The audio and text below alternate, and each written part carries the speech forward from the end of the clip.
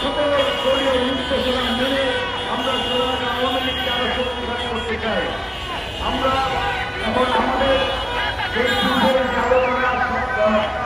আলোচনা সংগঠনের প্রত্যেক সংগঠনের সভাপতি সাধারণ সম্পাদকে